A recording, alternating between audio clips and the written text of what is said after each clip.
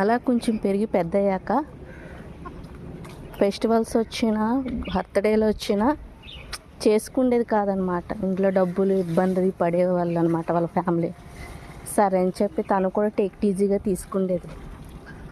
తర్వాత కొన్ని రోజుల తర్వాత వాళ్ళ అక్క వాళ్ళు మ్యారేజ్కి ప్రిపేర్ అయ్యేవారు ఫ్యామిలీ. వాళ్ళ నాన్న కొంచెం డ్రింక్ చేస్తారనమాట. దానివల్ల ఏంటంటే అందరూ అనేవారు, తండ్రి తాగుబోతాడు కదా, పిల్లలకి ఏం పెళ్లి చేస్తాడు, ఆయన తాగుతాడన్న ఒక బ్యాడ్ నేమ్ తప్ప తన ఫాదర్ చాలా మంచివాళ్ళు. ఎవరిని ఏమనేవారు కాదు, జస్ట్ తాగుతారన్న ఒక బ్యాడ్ హ్యాబిట్ తప్ప.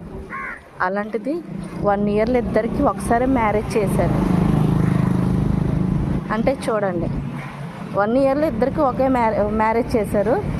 2 ఇయర్స్లో ఇద్దరికి డెలివరీ అయ్యింది.